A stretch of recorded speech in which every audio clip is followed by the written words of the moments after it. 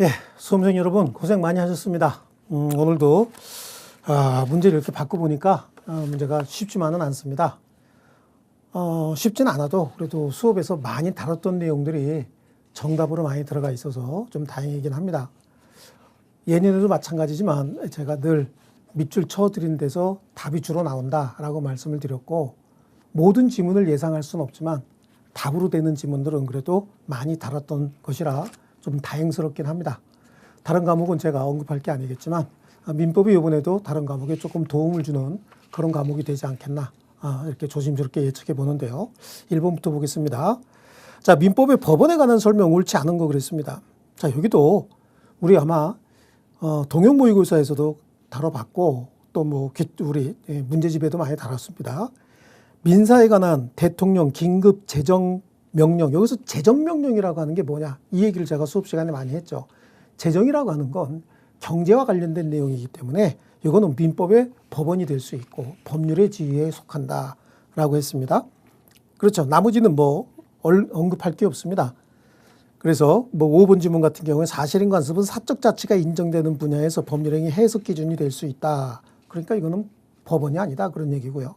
그 답은 2번이 되겠습니다. 그 다음에 2번 문제, 형성권이 아닌 것 그랬죠.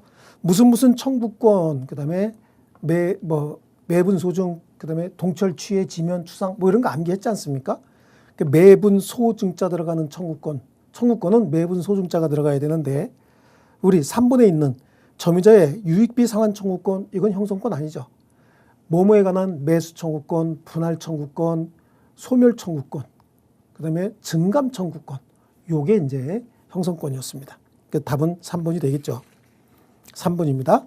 신의 성실의 원칙과 그 파생 원칙에 관해서 옳은 것은 그랬는데요. 이건 좀 의외적이었어요. 너무 쉬웠죠.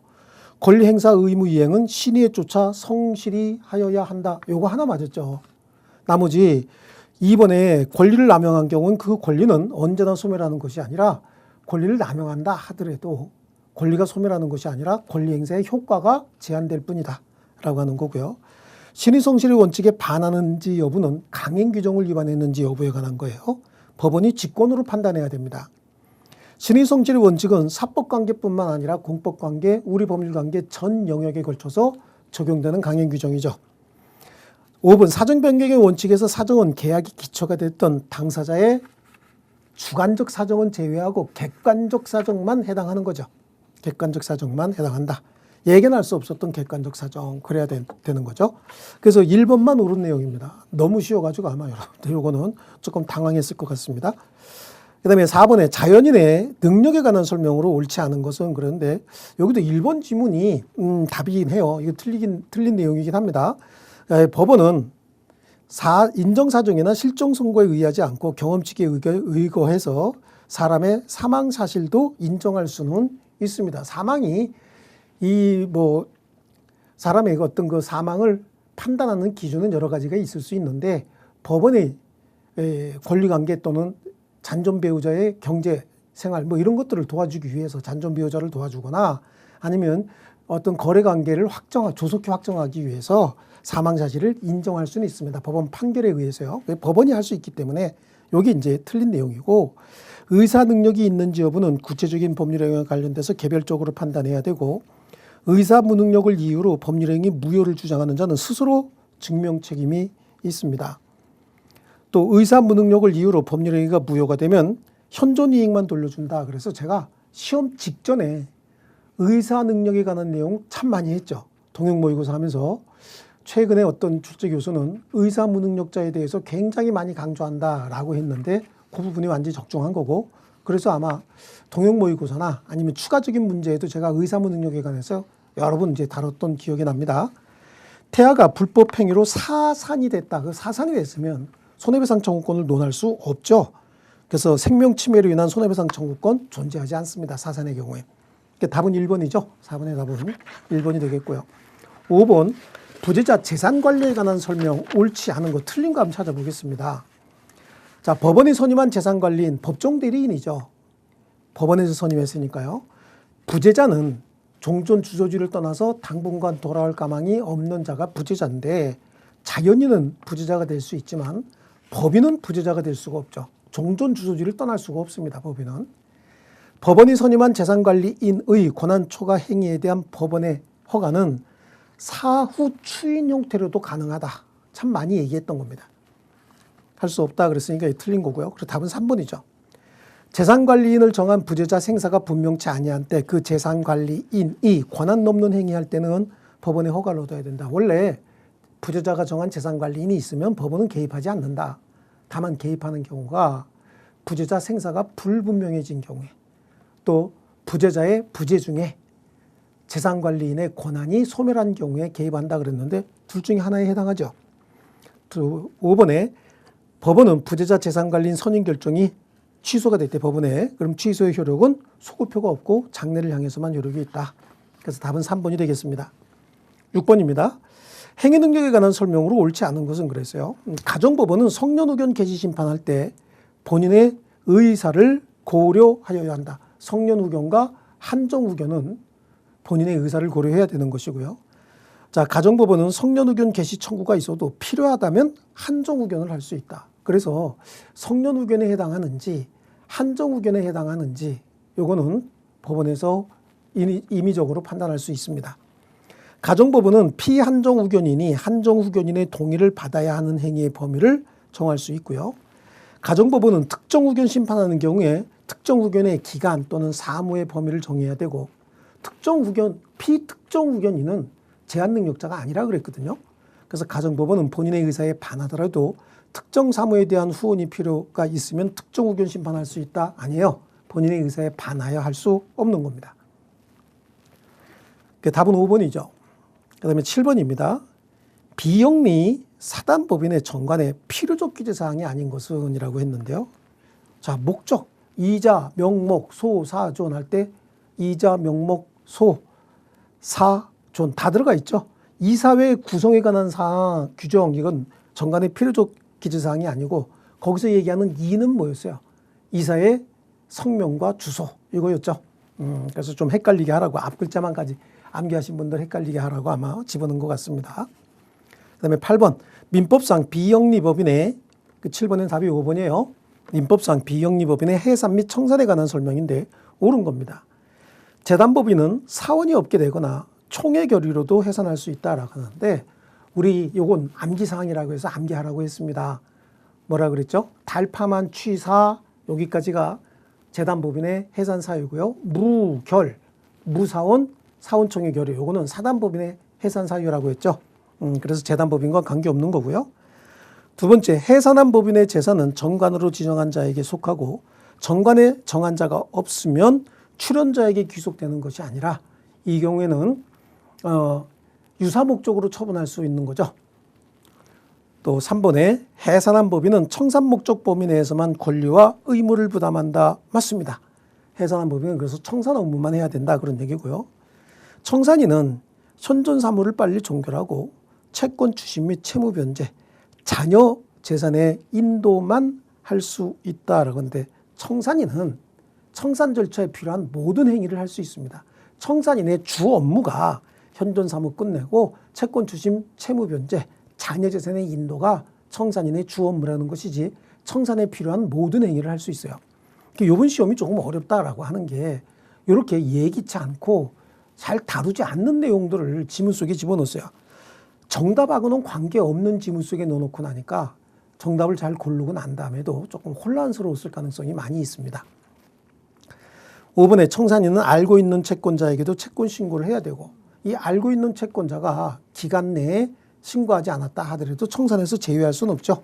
신고하지 않아도 청산에서 제외할 수는 없고요. 그 답은 3번이 되겠습니다. 자, 9번입니다. 민법상 비영리법인에 관한 설명으로 옳지 않은 거. 비영리법인이에요. 법인은 법률 규정에 의함이 아니고는 성립하지 못한다. 이 말은 반대 해석하면 자기 마음대로 법인 설립할 수 없다. 그런 뜻이 되는 겁니다. 감사의 임면에 관한 규정은 정관의 필요적 기재사항에 해당하므로 그랬습니다. 자, 우리 정관의 필요적 기재사항 이자, 명목, 소, 사존에 감사 임면에 관한 사항은 없죠. 그래서 감사의 성명과 주소는 등기사항도 아니에요. 9번은 답이 2번이고요. 법인과 이사의 이익이 상반되는 사항에 관해서 그 이사는 대표권이 없고 그래서 특별대리인이 선임이 되어야 되는 것이고요. 사단법인의 사원의 지위는 정관에 별도의 정함이 있으면 상속될 수도 있다. 그렇죠. 사단법인 사원의 지위를 상속할 수 없다라고 정한 우리 민법 규정은 임의 규정이에요. 54조인가 그렇죠. 임의 규정이에요. 그래서 정관 또는 사원청의 결의 또는 기타 관습 등에 의해서도 양도될 수 있습니다. 재단법인의 목적을 달성할 수 없는 경우에 설립자는 주무관청의 허가를 얻어 설립 취지를 참작해서 그 목적에 관한 정관 규정도 변경할 수 있다.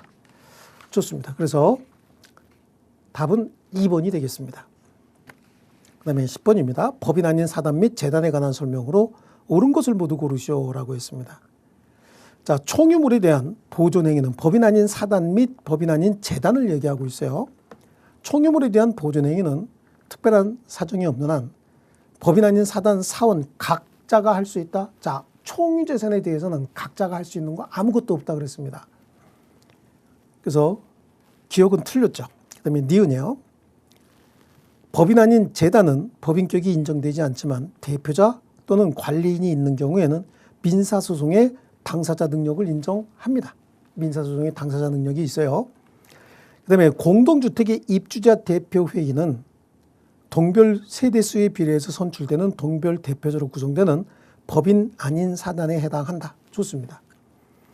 민법은 법인 아닌 재단의 재산 소유를 단독 소유로 규정하고 있고 법인 아닌 재단 자체 명의로 부동산 등기할 수 있다. 법인 아닌 재단 자체 명의로 부동산 등기할 수 있어요. 하지만 법인 아닌 재단의 재산이 단독 소유다라고 하는 건 일반 이론이에요. 근데 민법에 규정되고 있지는 않습니다. 그래서 요거는 조금 야비하게 문제를 낸 거예요.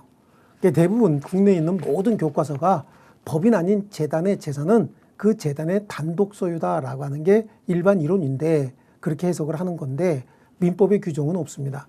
근데 여기는 민법에 규정하고 있으므로 라고 해서 틀린 지문으로 구성을 한 거죠. 조금 좀 야비하게 문제를 냈다. 뭐 출제 교수가 누가 됐든 이런 식의 문제는 이거는 좀 야비한 거죠. 민법 규정을 전부 암기하고 풀어야 되는 것도 아니고요. 어쨌든 법인 아닌 재단의 재산 소유는 그 재단의 단독 소유다라고 하는 정도는 알고 있으면 되는 거지 그게 민법에 규정이 있느냐 없느냐라고 하는 것까지 알아야 된다. 조금 심했습니다. 하지만 시험 특성상 뭐 이렇게도 낼 수 있는 거죠.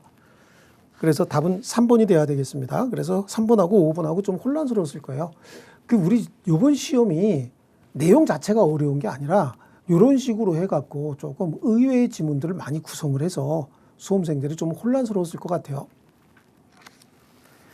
자, 그 다음에 11번입니다. 동산과 부동산에 관한 설명으로 옳은 것은 그랬어요. 건물은 토지와 별개의 부동산이죠. 동산이며. 제가 말씀드리는 게 이거예요. 이걸 동산, 부동산 이렇게 해가지고 문제에 답을 집어넣습니다. 동산이 아니고 부동산이죠. 그리고 토지와 건물은 별개의 부동산이다라고 하는 건 민법에 명문도 없습니다. 그 다음에 지하에 매장되어 있는 미채굴 광물인 금은 토지의 소유권이 미치지 않는다. 그래서 토지와 별개의 물건, 그래서 지상에 4개, 지하에 하나 그럴 때 미채굴 광물이 지하에 있는 거죠. 이게 맞고요. 토지에 식재된 임목에 관한 법률상 임목은 토지와 별개의 부동산이다. 지상에 4개, 지하에 하나, 그거 중에 하나 임목이죠.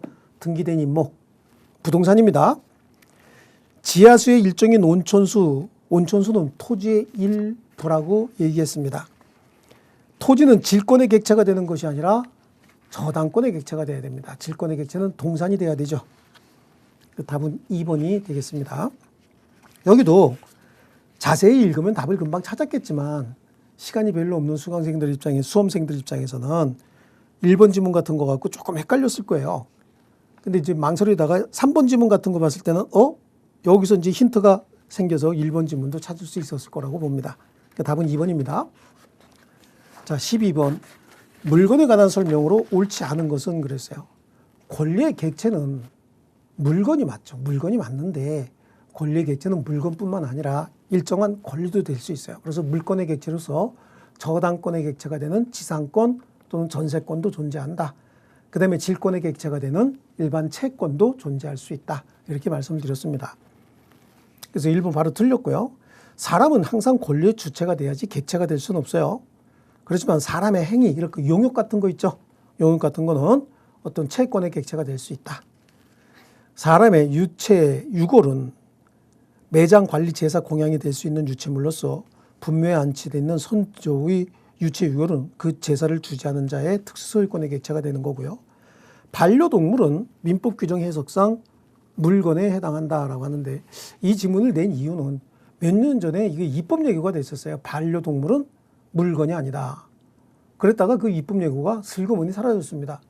그때 당시에 뭐 반려동물에 관해서 막 이슈가 되니까 4년 전인가요? 4년 전인 것 같네요. 그랬더니 입법 예고가 슬그머니 없어졌습니다.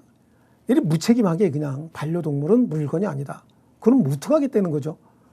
아마 수천 개의 법이 바뀌어야 되는데 그냥 사람들 막 여러 사람들이 막 우우하니까, 그래 일반 분들이 그냥 법을 잘 모르고 법 구조를 잘 모르시는 분들이 감정의 어떤 자극을 받아서 이렇게 흥분을 해도 사회를 구성하고 사회를 이끌어 나가야 되는 이런 지위에 있는 사람들은 거기에 같이 부안해동하면 안 되죠.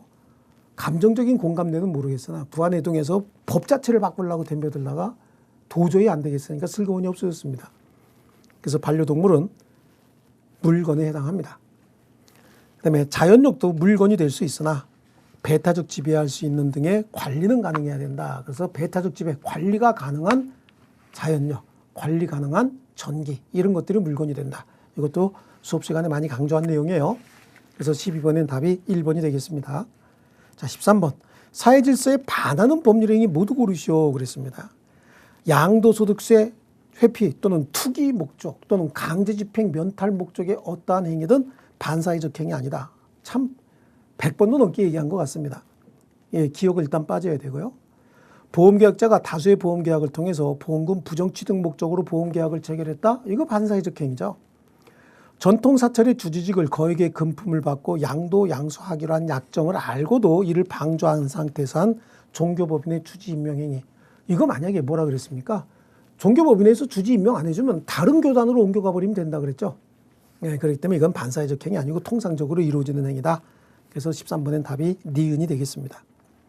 자, 대리에 관한 설명 중 옳지 않은 거 그랬습니다. 자, 1번이 답인데요. 민법상 조합은 법인격이 없다. 그래서 조합은 법인격이 없어요. 근데 조합 대리의 경우에 반드시 조합은 전원에 성명을 표시해서 대리하여야 한다라고 하는데, 이 조합의 경우는 우리 시험 범위가 아니거든요. 정확히 얘기하면 우리 시험 범위 아닌데 우리 시험에 집어넣었어요. 근데 조합을 대리하는 대리인은 조합을 대리할 때 전원의 동의가 있었음만 입증하면 되는 거지, 그 전원의 동의에 전부 이름을 쓸 필요는 없어요. 만약에 조합은 이 1000명이면 1000명의 이름을 다 써야 된다, 뭐 그런 일이 되는데 이건 있을 수 없는 거죠. 그래서 조합은 전원에 성명을 표시해서 대리하여야 한다라고 하는 부분이 틀린 거예요. 어쨌든 조합은 전원의 동의를 받아서 대리하는 거 맞아요. 하지만 이름을 다 쓸 필요는 없어요. 조합은 전원의 동의가 있었다라고 하는 것만 입증하면 되는 거고, 그 동의서는 전원의 이름이 들어가 있는 동의서는 별도로 보관하고 있으면 되는 겁니다. 이름을 다 써야 된다라고 하는 거, 이것 때문에 틀린 지문이 되는 거고요.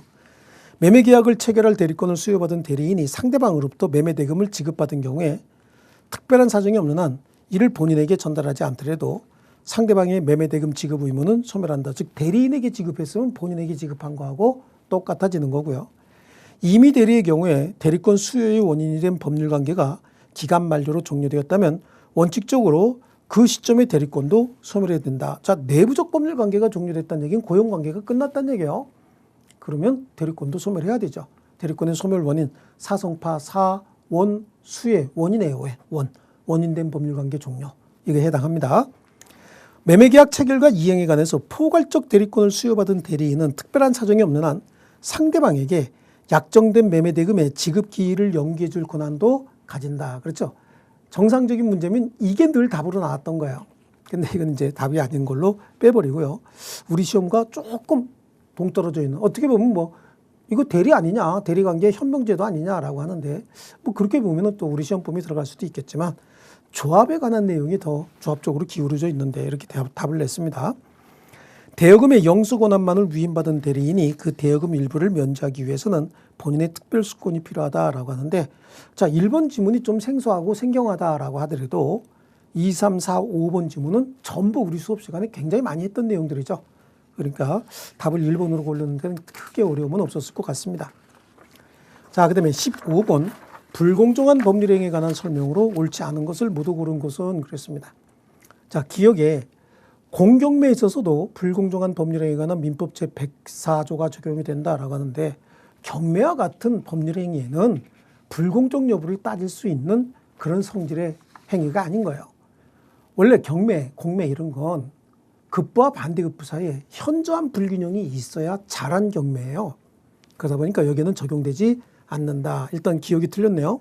니은에 급부와 반대급부가 현저의 균형을 잃은 법률행위는 궁박, 경솔 또는 무경험으로 이루어진 것으로 추정된다. 아무것도 추정되는 거 없다죠. 그래서 불공정한 행위로서 무효라고 주장하는 자는 모든 거 객관적인 요건으로서 급부와 반대급부 사이에 현저한 불균형, 주관적인 요건으로서 궁박, 경솔 또는 무경험이 있었다는 상태, 그다음에 상대방의 폭리해하기 다 입증해야 됩니다. 아무것도 추정되는 게 없어요. 만약에 디귿에 대리인이 법률행위했대요. 그럼 우리 뭐 암기하고 있을까요? 궁본, 궁박은 본인, 경솔, 무경험은 대리인. 그래서 궁본, 경무대 이렇게 했을 겁니다. 리을의 대물변제 예약의 경우에 대차의 목적물 가격과 대물변제 목적물 가격의 불균형인지 여부는 서로 간의 불균형 여부는 대물변제 예약 당시가 아니라 이행기를 표준으로 해야 된다. 우리 이제 기본소에도 있는 거고 대물변제 예약은 나중에 내가 돈을 못 갚으면 물건으로 주겠다예요.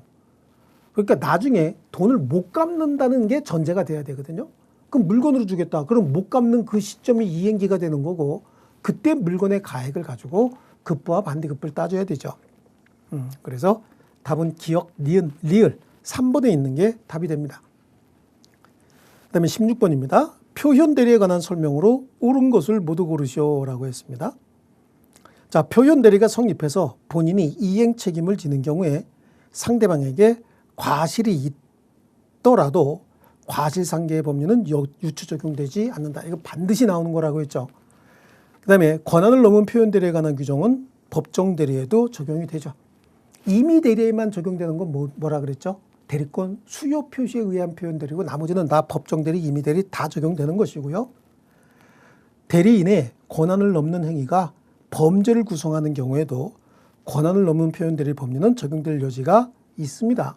그래서 기본 대리권과 동종일 필요도 없고 유사할 필요도 없다.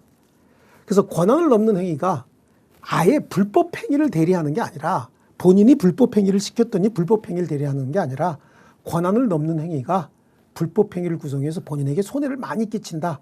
제3자에게 손해 끼치는 게 아니라 이런 경우에도 권한을 넘은 표현 대리는 성립할 수 있습니다. 적용이 되는 거예요. 그래서 기본 대리권과 대리권을 초과한 행위 사이는 딱 하나만 빼고 다 적용된다 그랬죠. 자, 그래서 권한을 넘는 행위가 불법 행위를 구성하는 경우에요. 불법 행위 자체를 대리한 게 아닙니다.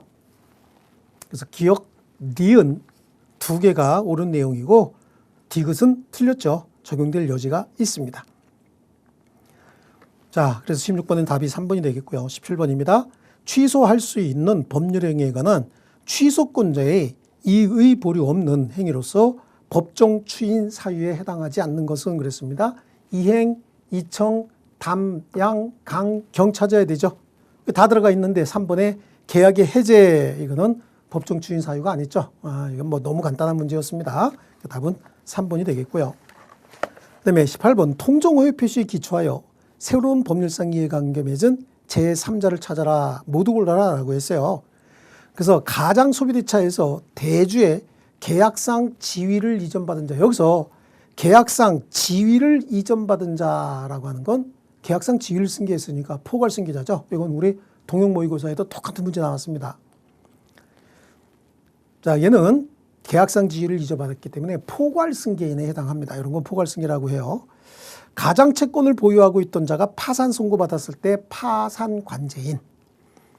그 다음에 가장 전세권 설정 계약에 의하여 형성된 법률관계로 생긴 전세금 반환 채권을 가장 전세권 설정 계약에 의해서 전세금 반환 채권이 있는 것처럼 보이니까 요거를 압류한 사람이에요. 이 사람 제3자고 선임은 보호가 되는 거죠. 그래서 니은하고 디귿 요게 제3자에 해당하니까 답은 4번으로 골라야 되겠습니다. 자, 요 문제는 제가 이제 마지막에 좀 어려운 문제 50개 이렇게 내드린 부분에도 이렇게 좀 산재되어 있는 지문들인 거예요.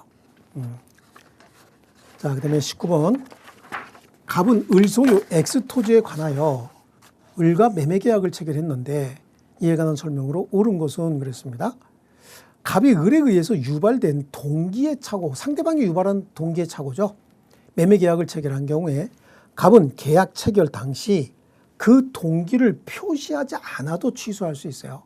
원래 동기는 법률행위에 영향을 미치는 요소가 아니기 때문에 동기의 착오를 이유로 법률행위 취소하고 싶은 자는 그 동기가 표시되어 있을 때 취소할 수 있어요. 그런데 상대방이 유발 제공한 경우엔 표시조차도 필요가 없는 겁니다. 두 번째, 갑이 착오를 이유로 매매 계약을 취소하려는 경우에 을이 이를 저지하려면 갑의 중대한 과실을 증명해야 된다라고 하는데 요거 맞는 내용이에요. 착오를 이유로 취소하려는 자는 중요 부분에 해당하고 의사결정에 중대한 영향을 미쳤습니다라고 하는 걸 취소하려는 자가 입증을 하면 중대한 과실이 있어서 너는 취소하지 못한다라고 하는 건 취소권 행사를 저지하려는 자가 입증해야 됩니다. 그래서 2번이 맞고요. X의 시가에 대한 갑의 착오는 시가예요. 시가. 특별한 사정이 없는 한 중요 부분이 아니죠. 가격은 매우 많이 다양할 수 있다고 그랬습니다. 그다음에 을이 갑의 중도금 지급 채무 불이행을 이유로 매매 계약을 적법하게 해제한 경우에 갑은 그 계약 내용에 착오가 있었더라도 이를 이유로 취소권을 행사할 여지가 없다라고 하는데 매매 계약이 적법하게 해제된 경우에도 그 해제로 인한 손해배상 채무 등을 면하기 위해서 착오를 주장해서 취소해버릴 수 있다라고 하는 거죠. 그러니까 이제 여기도 보면은 19번 같은 경우에는 답으로 늘 나오는 내용들을 집어넣었어요. 그래서 뭐 예상할 수 있었던 문제죠. 5번에 법률행위 내용의 중요 부분에 착오가 되기 위해서 특별한 사정이 없는 한 착오에 빠진 갑이 그로 인해서 경제적 불이익을 입어야 되는 것은 아니다라고 했는데 경제적 불이익이 없으면 중요 부분이 아니죠. 자, 그래요. 그래서 옳은 내용은 2번이에요. 그래서 1번 같은 경우에는 상대방으로부터 유발 제공된 동기의 착오는 표시조차도 필요가 없고 3번 같은 경우 시가에 관한 착오는 중요 부분이 될 수가 없어요. 면적 부족이라든지 시가 이런 것들은 중요 부분이 될 수가 없고요. 을이 중도금 채무 불이행을 이유로 갑이 계약을 해제한 경우에도 해제 후에도 착오를 이유로 취소할 수 있다. 왜냐하면 착오와 해제는 더 그 대상이 다르다. 그래 착오에 의한 취소와 계약의 해제는 계약에 쓰는 말이고 착오에 의한 취소는 의사표시를 취소하는 것이다. 그 다음에 중요 부분이 되기 위해서는 경제적 불이익이 있어야 되고 경제적 불이익이 없으면 중요 부분이 아니다라고 하는 게 우리 판례고요. 그러니까 답은 2번이 되겠습니다. 자, 20번. 사기 강박에 의한 의사표시 옳지 않은 건데요. 교환 계약을 체결하면서 당사자가 자기 소유 목적물의 시가를 묵비했답니다. 특별한 사정이 없는 한 기망이 아니죠, 이거. 기망행위가 아니다라고 하는 거고. 매수인의 대리인이 매도인을 기망해서 매도인과 매매 계약을 체결한 경우에 매수인이 그 대리인의 기망 사실을 알 수 없었더라도 매도인은 사기를 이유로 의사표시를 취소할 수 있다라고 했는데 누가 사기를 쳤다는 거예요? 대리인이 사기를 쳤다는 거 아닙니까? 대리인은 본인과 동일시할 수 있는 자이기 때문에 본인이 그 사실을 알았든 알지 못했든 관계없이 본인이 직접 한 거하고 똑같이 취급해 줍니다. 그래서 있다, 취소할 수 있다라고 해야 되고 3번에 양수인의 사기로 의사표시를 한 부동산 양도인이 제3자에 대하여 사기에 의한 의사표시 취소를 주장할 때 제3자는 특별한 사정이 없는 한 자신의 선의를 증명하여야 한다라고 하는데 이 문장 그 구성 자체가 뭐가 아주 무슨 국어의 독해력이 필요한 문장으로 구성을 했어요.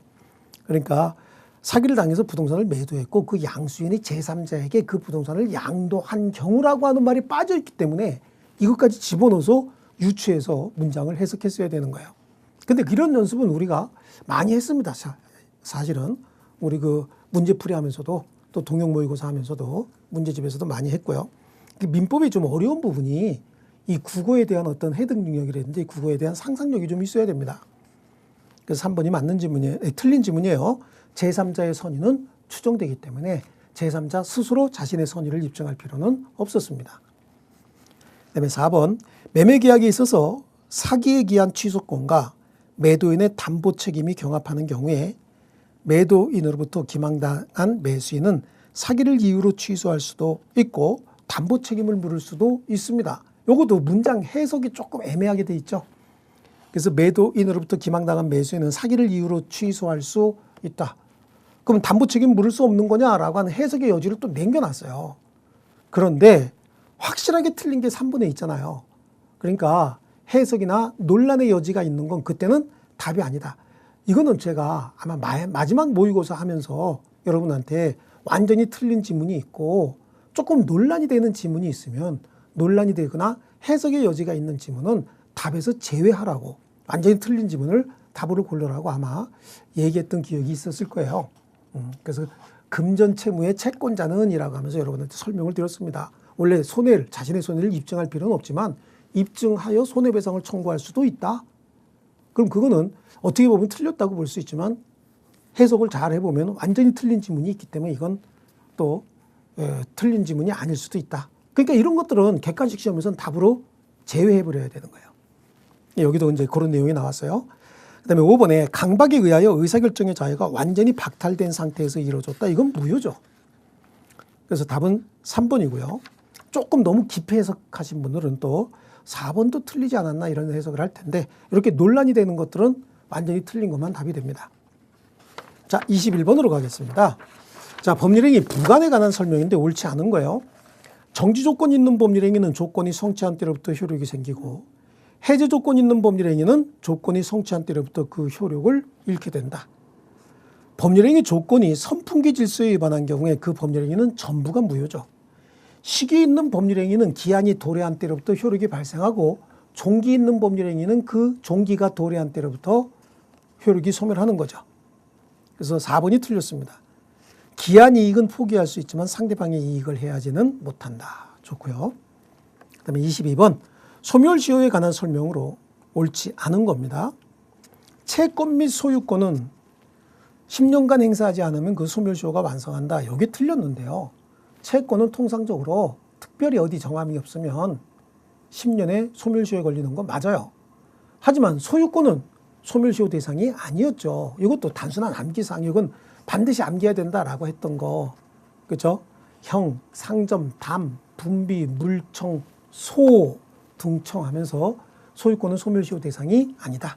그리고 소유권 쪽에서도 많이 했죠. 소유권은 물건에 대한 사용수익 처분권, 즉 물건에 대한 모든 권리를 다 보유하고 있는 거기 때문에 완전한 권리로서 스스로 소멸시효에 걸리지 않습니다. 지역권은 용익물권으로서 20년의 소멸시효 대상이고요. 금전 채무 이행 지체로 인하여 발생하는 지연손해금은 그래요. 이거는 채무 불이행으로 인한 손해배상이죠. 이자가 아닙니다. 그래서 이거는 3년의 소멸시효가 아니라 10년짜리가 되죠. 소멸시효 3년짜리가 아니다 그랬으니까 이것도 맞는 거예요. 이자 채권이라도 1년 이내에 정기적으로 지급하기로 한 것이 아니라면 3년짜리가 아니고 이것도 그러니까 10년짜리가 돼야 되죠. 상행위로 인하여 발생한 상품 판매 대금 채권은 여기서도 상행이라고 하는 말이 들어가죠. 그래서 이거 주의하라고 제가 최근에 수업 시간에 굉장히 많이 말씀을 드린 거예요. 우리 시험을 출제하시는 분이 그 상법 쪽으로 더 관련이 있는 분이 아닌가 싶은 의심이 든다고 제가 얘기를 하면서 이런 걸 했어요. 상행위로 인해서 발생한 상품. 그래서 앞에 상행위자가 없으면 이거는 3년짜리겠지만 상행위라고 했기 때문에 이건 5년이 돼야 돼요. 그래서 답은 1번이 되겠고요. 추가적인 조치가 없더라도 23번입니다. 추가적인 조치가 없더라도 소멸시효 중단의 효력이 발생하는 것은 그랬어요. 소멸시효 중단의 효력, 청구, 압류가 압류가처분 승인 중에서 청구의 최임, 화파, 제지라고 할 때 최고와 임의 출석, 화해를 위한 소환이 이거 있었죠. 요거는 추가적인 조치가 필요해요. 근데 확정 판결을 받게 되면 추가적으로 소멸시효 중단의 효력이 추가적인 조치가 필요가 없습니다. 그래서 추가적인 조치가 없어도 소멸시효 중단의 효력이 발생한다. 최고 있죠. 최고. 최고는 6월 이내에 강력 조치해야 된다 그랬죠. 재산 명시 제3명시명령의 송달이다. 이것도 제3명시명령이 송달이 됐다라고 하면 이건 최고와 동일한 효력이 있다라고 하는 게 우리 판례의 태도고요. 이행청구의 의사가 표명된 소송고지다라고 해서 이것도 소송고지니까 최고예요. 최고하고 똑같습니다. 그 다음에 이행청구로 보는 거죠. 내용 증명 우편에 의한 이행청구. 이거 다 최고입니다. 최고인데 이것도 조금 문제가 되는 것이 채권자의 승소 확정 판결이다라고 한다면 그때부터 다시 소멸시효가 진행이 돼야 돼요. 그래서 1번하고 4번 지문 중에서 이행청구 의사가 표명된 소송고지가 됐다. 소송고지. 그럼 이건 4번에 이 답이 될 가능성도 또 있네요. 채권자의 승소 확정 판결이다. 이행청구 의사가 표명된 소송고지다. 그러면 이것도 최고의 효력이 부여가 돼야 되는데요. 어쨌든 1번, 4번 둘 중에 하나가 답이 돼야 될 것 같은데요. 일단은 뭐 1번을 답으로 하는 게 더 현명하겠습니다. 자, 23번이 그렇고요. 24번입니다. 소멸시효에 관한 설명으로 옳은 것은 그랬습니다. 소멸시효 중단 사유인 채무 승인은 의사표시에 해당한다라고 하는데 채무의 승인은 관념의 통지죠. 의사표시가 아니고요. 그 다음에 시효 중단의 효력이 있는 승인에는 상대방 권리에 대한 처분 능력이나 권한이 있음을 요하지 않는다. 그렇죠. 소멸시효 중단의 효력이 있는 승인은 상대방 권리에 대한 처분 능력, 처분 권한이 없어도, 즉 부재자의 재산 관리인은 부재자의 재산에 대한 처분 능력, 처분 권한이 없어도 소멸시효 중단 사유로서 승인은 할 수 있었거든요. 또 소멸시효 이익 포기 사유인 채무의 묵시적 승인이다라고 하는 거, 이건 관념의 통지가 아니야. 채무의 묵시적 승인이다라고 하는 거는요, 채무 일부 변제를 얘기하는 거거든요. 채무 일부 변제는 시효 이익의 포기로서 의사표시한 것으로 추정해 주는 거죠. 시효 완성 전에 채무 일부를 변제했다. 완성 전에 채무 일부 변제예요. 그럼 수익에 관하여 다툼이 없는 한 채무 전부에 대한 효력이 있다. 채무 전부에 대한 승인의 효력이 있기 때문에 소멸시효 중단 사유인 것이지 이것이 소멸시효 이익 포기다라고 보진 않아요. 소멸시효가 완성되기 전에 미리 포기하는 건 허용되지 않는 거거든요. 채무자가 채무담보 목적에 가등기를 설정해 주는 것은 채무 승인에 해당하므로 그 가등기가 계속되고 있는 동안 피담보 채권에 대한 소멸시효는 진행하지 않는다. 예, 맞습니다. 자, 다음에 이제 물권 쪽이죠. 물권 채권 좀 만만치는 않습니다. 쉬운 문제는 굉장히 쉬웠고 어려운 문제는 또 굉장히 좀 어렵게 좀 힘들게 나왔는데 25번부터 볼게요. 청구권 보존을 위한 가등기 그랬습니다. 옳은 거 찾아야 되는데 수업 시간에 이거 했어요. 가등기는 무슨 등기다? 가짜 등기다. 가등기 자체로는 아무런 효력이 없고 본등기가 됐을 때 본등기의 순위만 보존해 준다. 가등기에 의해서 본등기가 됐을 때 권리 변동은 본등기 시에 생기지만 순위만 가등기가 지켜주는 거죠. 그 내용인데, 자, 소유권 이전 등기 청구권 보존을 위한 가등기가 있답니다. 소유권 이전 등기를 청구할 법률 관계 존재한다고 추정되지 않습니다. 가등기된 소유권 이전 등기 청구권 일종의 채권이죠. 타인에게 양도할 수도 있고 이때는 가등기, 부기등기, 가등기 형식으로 가능했고 가등기에 기하여 본등기가 맞춰진 경우에 본등기에 의한 물권 변동의 효력은 가등기는 순위만 지켜준다 그랬죠. 물권 변동은 본등기 시에 발생하는 거고요.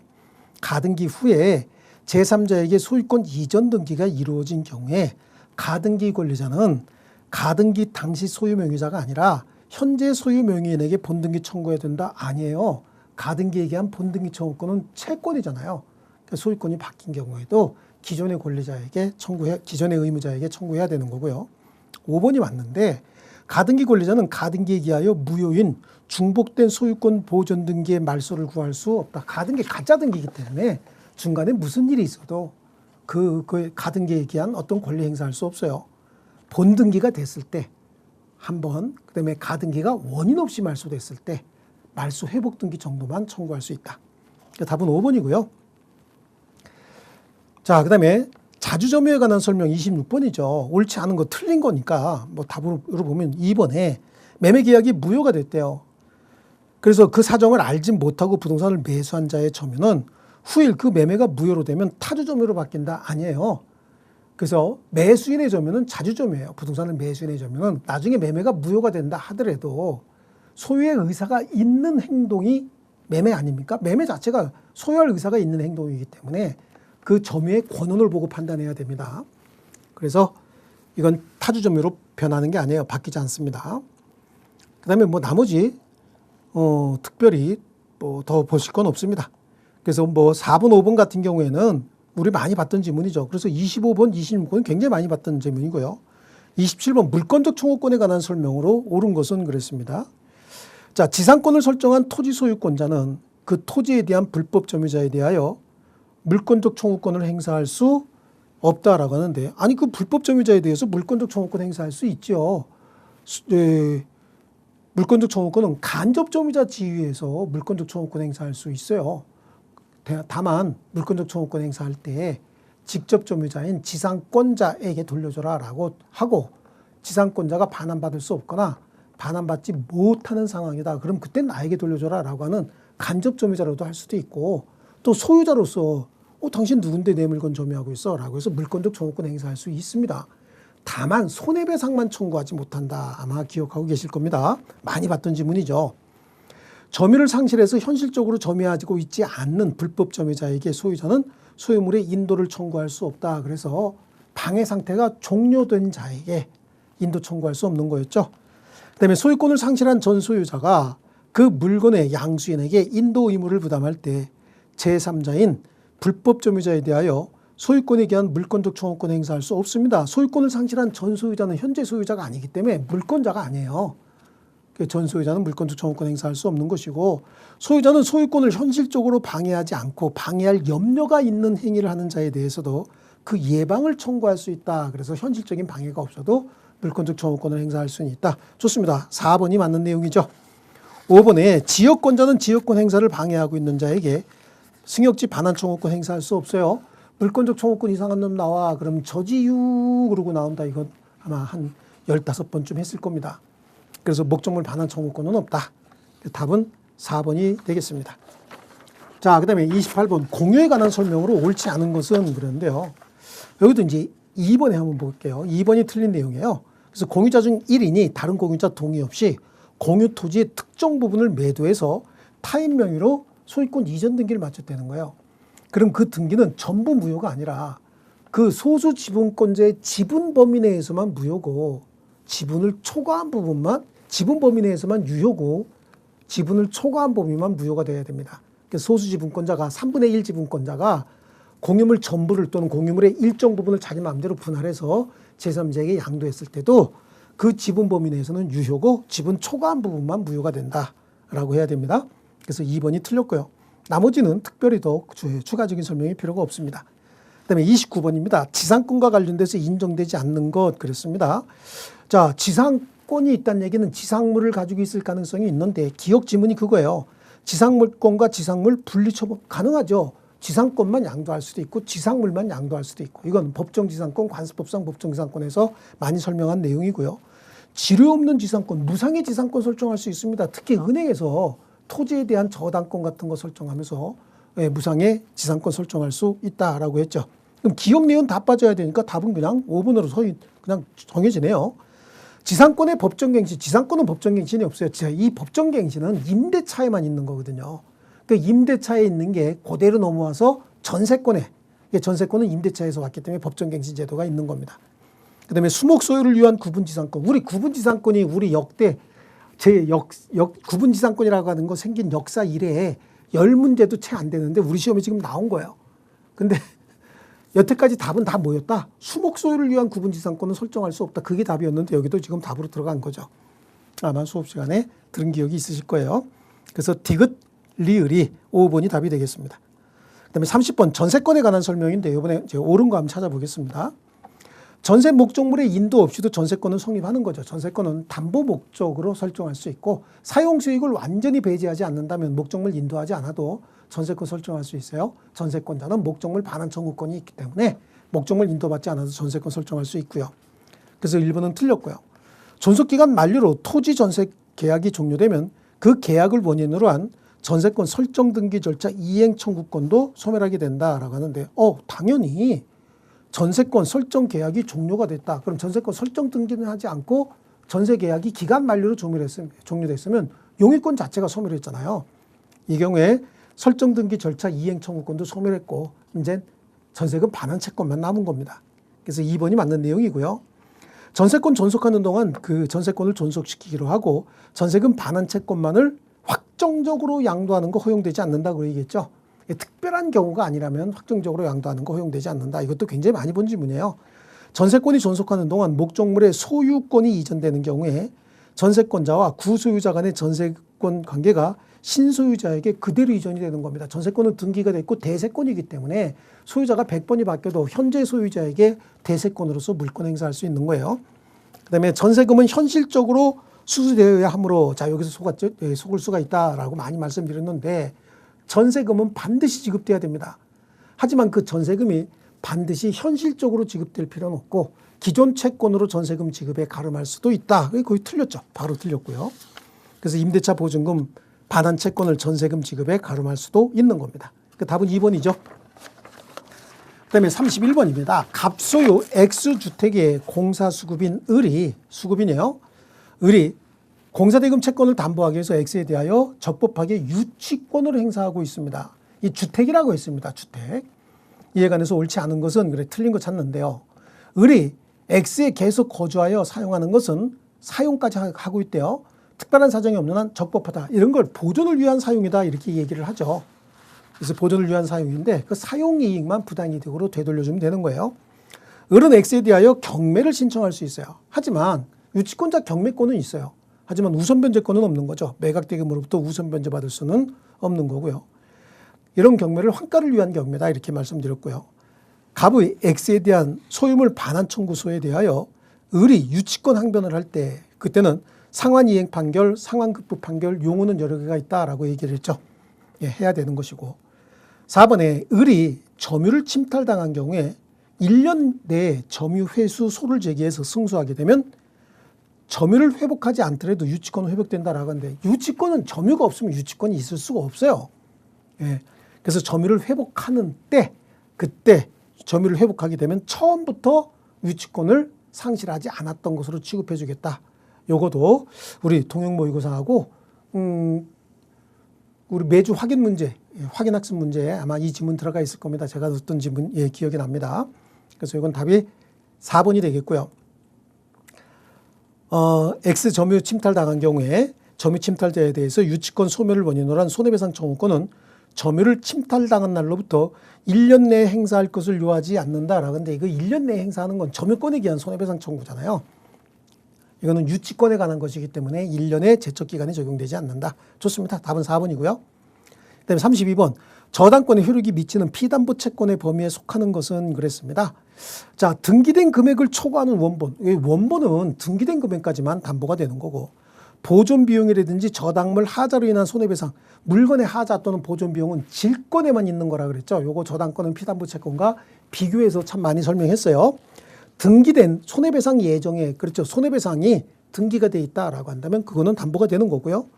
원본 이행기일 경과 후 1년분의 하나는 지연배상. 이행기일 경과 후 1년분의 하나는 지연배상인데 이거 1년분을 넘는이라 그랬으니까 틀린 지문이에요. 답은 4번이고요. 그 다음에 33번 매매 예약에 관한 설명인데 모든 예약은 다 채권 계약이라고 그랬죠. 그래서 매매 일방 예약은 옳지 않은 것 찾습니다. 예약 완결자가 매매를 완결할 의사를 표시하게 되면 이거 형성권의 아닙니까? 매매 효력이 생기는 거고 예약의 목적물인 부동산을 인도받았답니다. 인도받은 경우에 예약 완결권은 제척기간 경과로 인하여 소멸해버린 거예요. 목적물을 인도받았다는 얘기는 예약 완결권을 더 이상 행사할 필요가 없게 됐다 그런 얘기예요. 그러면 소멸해버리는 거죠. 2번 틀렸습니다. 나머지는 다 맞는 지문들입니다. 그 3번 예약 완결권 재판상 행사할 때 그 의사표시가 담긴 소장 부분이 제척기간 내에 상대방에게 송달되면 예약 완결권 행사한 것이고요. 자, 그 다음에 예약 완결에 의사표시 전에 목적물이 멸실됐대요. 그러면 예약 완결, 계약으로 치면 원시적 불능이고 예약으로 치면 후발적 불능 아닙니까? 근데 예약 완결에 의사표시를 했다. 그러면 예약 완결하게 되면 본계약이 성립하게 되는데 본계약 성립 전에 이미 목적물이 멸실됐으니까 매매 효력이 생길 수가 없죠. 이거는 무효가 돼야 되죠. 그다음에 예약 완결권의 제출기간 도과 여부는 제출기간은 예약 완결권의 행사기간인 제출기간은 이건 강행 규정에 관한 거죠. 제출기간 도과 여부는 법원의 직권 판단 대상입니다. 답은 2번이 되겠습니다. 자, 34번. 채권의 효력에 관한 설명으로 옳지 않은 것은 그랬습니다. 자, 채무자의 귀책 사유가 없으면 민법 390조 채무불이행에 따른 채무불이행 책임을 지지 않는다. 채무불이행 책임은 채무자의 책임 있는 사유로 채무가 이행되지 않았을 때 채무불이행 책임이고, 그럼 채무자의 책임 없는 사유다라고 한다면 그럼 무슨 문제가 발생하느냐? 채무자의 책임 없는 사유 같은 경우에는 쌍무계약의 경우에 불능의 경우 위험부담의 문제가 발생할 수 있다. 자, 그다음에 채무자의 법정 대리인이 채무자를 위하여 채무를 이행을 할 때 채무자의 법정 대리인이나 이행 보조자라고 했죠. 여기서 이행 보조자란 말을 쓰는 이유는 채무 이행은 법률 행위가 아니기 때문에 그런다 그랬어요. 그러니까 이행 보조자란 말을 빼고 법정 대리인은 법률 용어거든요. 이때 이 법정 대리인의 고의나 과실은 채무자의 고의 과실로 본다. 그다음에 채무 이행에 불확정 기한이 있는 경우에 채무자는 기한이 도래했음을 안때로부터 지출 책임 맞죠. 여기서 안때라고 하는 말은 그 다음 날부터를 얘기하는 거예요.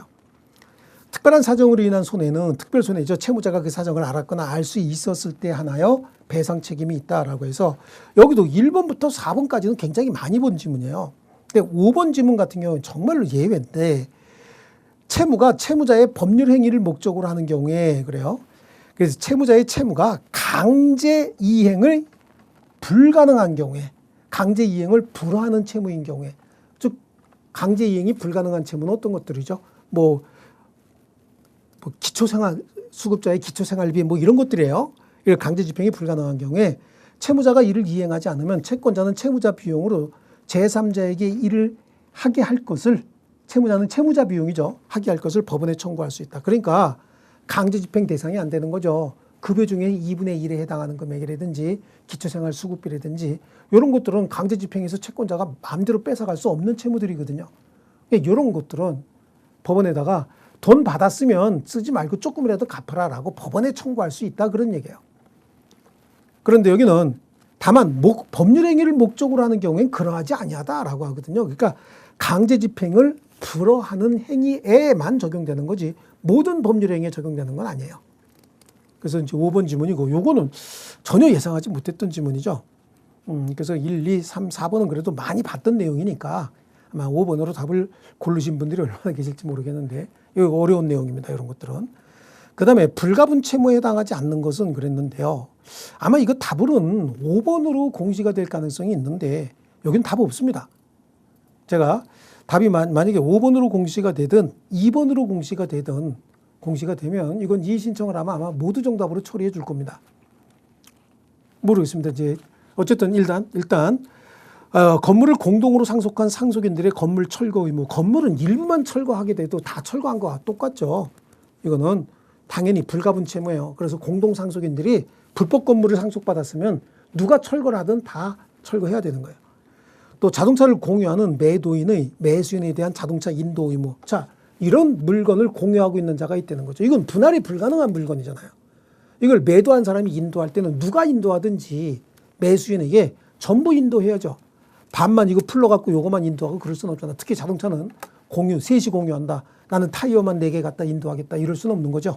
이거는 해석상, 판례는 없지만 해석상 당연히 불가분이에요. 분할이 불가능한 거고요. 임대 목적물을 공유하고 있는 공동 임대인의 보증금 반환 채무라고 하는 거예요. 공동 임대인의 보증금 반환 채무도 임대인이 여러 명일 때 보증금 받았다. 그럼 누가 얼마씩 받았든 관계없이 돌려줄 땐 전액 다 돌려줘야 된다. 수업 시간에 많이 했죠. 공동 임차인은 임대인에 대한 임차물 반환 의무도, 그래 공동 임차인도 연대 의무가 있다 그랬어요. 그래서 이건 불가분 채무에 해당하다라고 봐야 됩니다. 또 공유 토지 수목이 부합돼서 이익을 얻은 토지 공유자들의 제3자에 대한 부당이득 반환 채무다라고 하는데, 공유 토지 수목이 부합이 됐대요. 그럼 공유 토지에 수목이 부합이 됐다는 얘기는 토지를 부합시킨 자가 토지 사용권이 없이, 이거 우리 뭐 임차인의 허락만 받아서 토지를 부합시켰다 뭐 이런 얘기를 한번 했는데, 임차인의 허락만 받아서 남의 토지에다가 수목을 심었다. 그럼 그 수목의 소유권은 토지 소유자에게 넘어가는 거죠. 그럼 토지 소유자는 아무런 노력 없이 타인의 재산으로부터 이익을 얻었기 때문에 그 수목에 대한 매매 대금의 가격에 상당하는 금액을 돌려줘야 됩니다. 이때도 토지 공유자들의 제3자에 대한 그 가격, 토지 가격, 수목의 가격이죠. 가격에 부당이득으로 봐서 이 반환 의무도 이거 불가분 채무에 해당한다라고 하는 게 우리 대체적인 판례거든요. 근데 여기는 지금 수목이 부합돼서 그로부터 생긴 뭐 부당이득이다라고 했는데 여기서 부당이득은 수목의 가액을 부당이득이라고 봐야 돼요. 그래서 조금 판례 내용하고 약간 다르다라고 해서 5번을 답으로 하려고 그러는 건지 아니면 2번에 자동차 공유의 경우에는 판례가 없으니까 뭐 이걸 답으로 하려고 그러는지 잘 모르겠지만 어쨌든 답은 아마 5번으로 공시될 가능성이 있고 그다음에 2번이 혹시 답으로 공시가 돼도 다툼이 있으면 판례에 따름이라고 돼 있으니까 이건 다툼이 없기 때문에 판례에 따를 필요가 없는 거예요. 그래서 이거는 모두 정답이 될 가능성이 뭐 거의 뭐 저는 확신하는데 산업인력공단에서 어떻게 얘기를 할지 또 뭐 이의 신청을 안 받아주면 왜 안 받아주는지 이거 자체는 또 답 회신도 없으니까 잘 모르겠는데 어쨌든 간에 답은 5번으로 공시될 가능성이 있어요. 2번이든 5번으로 공시가 되든 이건 모두 정답 처리될 가능성이 90% 이상이다 이렇게 말씀드릴 수 있습니다. 그다음에 36번 임대인의 동의가 있는 전대차. 그래 임대인의 동의받은 전대차요. 저는 임대인의 동의 없는 전대차에 전차인은 고개 들면 안 된다라고 말씀을 드렸는데 여기는 또 동의가 있는 걸로 냈네요. 그 전차인은 전대차 계약으로 옳지 않은 거니까 그냥 답으로 바로 가볼게요. 4번에 건물의 전차인은 임대차, 전대차 동시에 만료되고 건물이 현존하는 경우에 특별한 사정이 없는 한 임대인에 대하여 이전 전대차와 동일한 조건으로 임대할 것을 청구할 수 있다. 이거는 건물의 전차인이 아니라 토지 전차인이에요. 토지 전차인. 그리고 지상물 매수 청구권도 행사할 수 있고 만약에 임대 청구가 불허되면 지상물 매수 청구로 넘어가는 거죠. 그래서 이거는 건물이 아니라 토지의 전대차다라고 하는 거고요. 나머지 내용은 특별히 뭐 어려운 내용은 없었습니다. 자, 그 다음에 37번으로 가겠습니다. 도급에 관한 설명인데요. 자, 옳지 않은 겁니다. 공사도급의 경우에 제3자 하수급인이나 또는 업무 보조자를 사용해도 관계없다고 했고요. 수급인이 완공기한 내에 공사를 완성시키지 못한 채 완공기한을 넘겨서 도급계약이 해제가 됐대요. 그럼 지체상금, 지체보상금 얘기하는 거죠. 지체상금은 언제부터? 완공기한까지는 이행지체가 아니니까 완공기한이 지난 다음 날부터 지연보상금 줘야 되죠.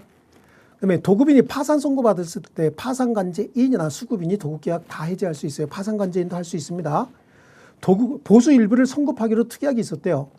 근데 도급인이 선급금 지급을 지체한 기간만큼은 수급인이 지급해야 될 지체상금 발생 기간에서 이건 서로 간에 공제하고 지급할 수 있습니다. 또 하자 확대로 인한 수급인의 손해배상 채무와 도급인의 공사대금 채무는 서로 동시행관계 맞습니다. 하자 확대로 인한 수급인의 손해배상과 공사대금 채무도 서로가 동시행관계에 있다라고 하는 게 우리 판례죠.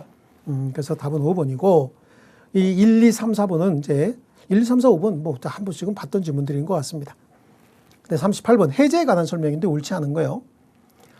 자, 매도인의 소유권 이전 의무가 매수인의 책임 있는 사유로 이행불능이 된 경우에 매수인은 이행불능에 따른 손해배상을 해줘야지 지가 계약을 해지할 수는 없죠. 이것도 우리 몇 번 풀어본 문제 같네요.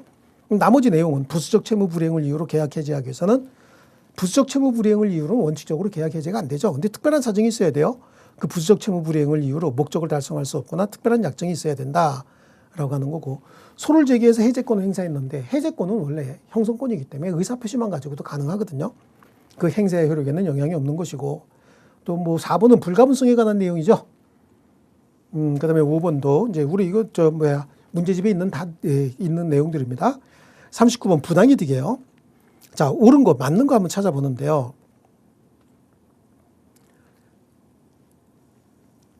맞는 내용이요. 불법 도박 채무의 양도담보 명목으로 소유권 이전 등기해 주는 거. 이거 불법원 인급이죠. 그 소유권 이전 등기해 준 거, 뭐 저당권 설정해 주는 게 다 불법원 인급이에요. 그다음에 부당이득 반환 채무는 이행 기한이 없는 채무로서 이행 청구한 때로부터죠. 여기서도 이행 청구를 했으면 그 다음 날이에요. 그래서 뭐 일주일 내에 갚아요. 뭐 7월 1일까지 갚아라. 그럼 7월 1일까지만 갚으면 되는 거야. 이게 이행 청구 받은 때거든요. 그럼 7월 2일 0시부터 지체가 되는 거예요. 상당한 기간이 아니에요. 수익자가 부당이득을 얻기 위하여 비용을 지출했대요. 그 비용은 수익자가 반환할 이득에서 당연히 공제가 돼야 됩니다. 이거는 수익자가 부당이득을 얻기 위해서 비용을 지출했을 때 그 비용은 수익자가 반환해야 될 이득 범위에서 공제가 가능하다라고 하는 거고요. 채무 없는 자가 착오로 인하여 채무를 변제했대요. 그럼 그 변제가 도의관념에 부합된 경우엔 반환 청구 불가능한 거고요. 불법 원인급여가 인정돼서 부당이득 반환 청구가 불가능한 경우에 특별한 사정이 없는 한 불법 원인에 가공한 상대방에게 불법 행위에 따른 손해배상 청구도 할 수 없는 거죠. 불법 원인에 같이 가담한 정도에 따라서 손해배상 채무가 조금씩 달라진다 하더라도 불법 원인을 제공한 자에게 손해배상을 청구한다. 그럼 불법 원인 급여 자체를 회복받을 수 있다. 그런 뜻이 돼버리거든요. 손해배상 청구도 허용되지 않는다라고 하는 거고 답은 5번이 되겠습니다. 자, 그 다음에 40번입니다. 갑소요 X 창고에 몰래 들어가 함께 놀던 책임 능력 있는 17세 동갑인 자, 얘네들은 책임 능력이 있다고 했어요. 그러니까 불법 행위 책임을 진다 그런 얘기죠. 을, 병, 정이 공동으로 X에 부설된 기계를 고장을 냈대요. 그에 따라서 갑에게 300만 원의 손해가 발생했다. 얘네들은 부진적 연대 채무 관계에 있는 거죠. 옳은 건데 갑, 을, 병이 을, 병, 정이 갑에 대한 손해배상 채무를 면하려면 스스로 고의나 과실이 없다는 것을 증명해야 된다라고 하는데 아니고 갑이 을, 병, 정에게 손해배상을 청구하려면 피해자가 스스로 손해를 입증해야 돼요. 고의 또는 과실, 손해 등을 다 입증해야 됩니다. 피해자가. 그래서 입증 책임이 피해자에게 있다라고 하는 거고요. 과실 비율이 50%인 을이 갑에게 300만 원을 배상을 했대요. 그럼 내부적 책임 비율에 따라서 병과 정에게 구상권 행사할 수 있는 거고요. 또 을, 병, 정의 과실 비율이 동일하대요. 그러면 300만 원 중에서 병은 갑에게 100만 원의 손해배상 채무만 부담한다가 아니에요. 얘네들 입장에서 봤을 때는 부진적 연대 채무자 을, 병, 정과 갑 사이에서 갑은 누구에게나 300만 원 전액 다 청구할 수도 있는 거예요. 그다음에 4번에 갑이 정의 친권자 A의 정에 대한 감독 의무 위반과 갑의 손해배상 사이에 상당 인과관계를 증명을 했다라고 하는 거죠. 원래 얘는 책임 능력 있는 자기 때문에 그 친권자가 사실은 손해배상 의무를 부담하지 않는 게 원칙이에요.